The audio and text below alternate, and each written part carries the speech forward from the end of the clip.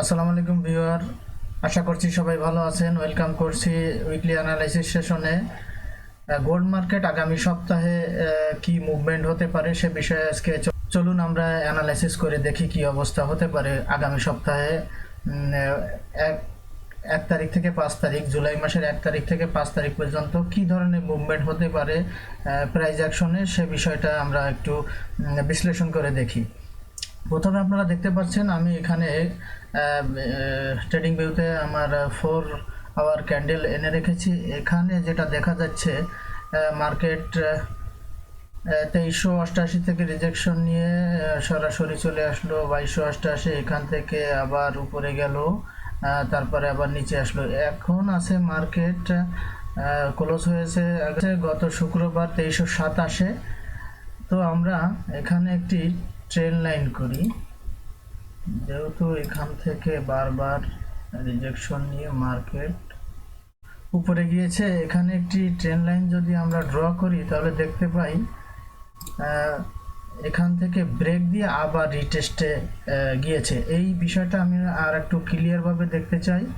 সেটা হচ্ছে আমরা একটু লাইন চার্টে গিয়ে দেখি কি অবস্থা। লাইন চার্টে আরও ক্লিয়ারভাবে দেখা যাচ্ছে যে এখানে উইক ব্রেক দিয়েছে, বাট লাইন এখনো এই জায়গাটা ব্রেক দেয়নি। সেক্ষেত্রে আমরা ধারণা করতে পারি মার্কেট এখান থেকে আবারও ফল করে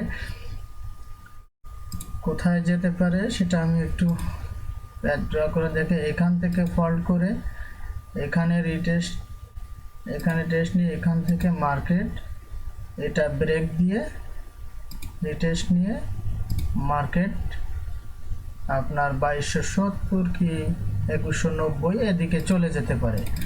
আচ্ছা,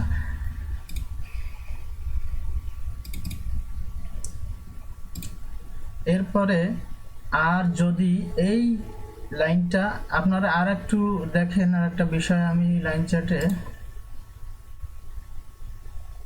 হরিজন্টাল লাইন এখানে যদি ড্র করি এই এরিয়াটায়, এটা হচ্ছে 35 36 38, এই এরিয়ায় যদি হরিজন্টাল লাইন করি, এখানে যদি মার্কেট এই এরিয়াটা ব্রেক দিয়ে 4 ঘন্টার ক্যান্ডেল যদি স্ট্রংলি ব্রেক দেয় এবং পরবর্তী রিটেস্ট নিয়ে মার্কেট আবার উপরে যেতে পারে, সেজন্য আমাদের অপেক্ষা করতে হবে এই এরিয়াটা ব্রেক দেয় কিনা।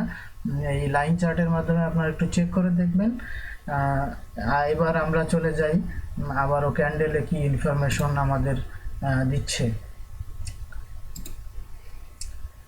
ক্যান্ডেলের ইনফরমেশন যদি আমরা দেখি, আসলে এখানে রিজেকশন দিয়েছে একটা ক্যান্ডেল 4 আওয়ার বড় ধরনের একটা রিজেকশন দেওয়ার পরে আবারও একটি রেড ক্যান্ডেল, পরবর্তীটা রেড ক্যান্ডেল। এখানটা ব্রেক করা আসলে খুবই টাফ হবে, মার্কেট নিচে যাওয়ার সম্ভাবনা বেশি। তবে কতটুকু যাবে সেটা আমরা 10 ব্রেক আবারও যদি না দেয় তাহলে আমরা কনফার্ম হতে পারবো না যে মার্কেট আবারও ডাউনে যাবে কিনা। আপনারা ওয়েট করবেন এবং লো ব্রেক দিলে আপনারা সেল করতে পারেন। সেক্ষেত্রে মার্কেট আরও ফল্ট করে চলে যেতে পারে 2100 ঘরে, কিন্তু কিংবা 2230 70 এই দিকে।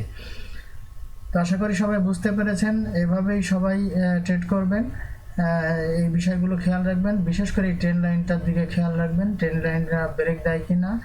কনফার্মেশন আসলে কিছুটা আমরা পেয়েছি, লাইন চার্টে পুরোটা পেয়েছি আমরা, মার্কেট নিচে যেতে পারে।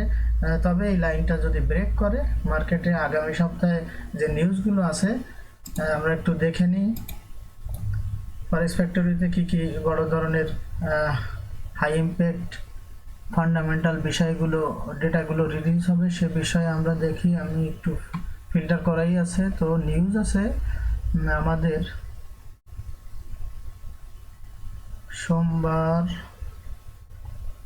মঙ্গলবার,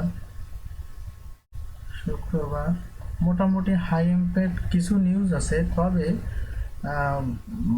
এনএফপি নিউজ আছে, এনএফপি নিউজ আছে শুক্রবার।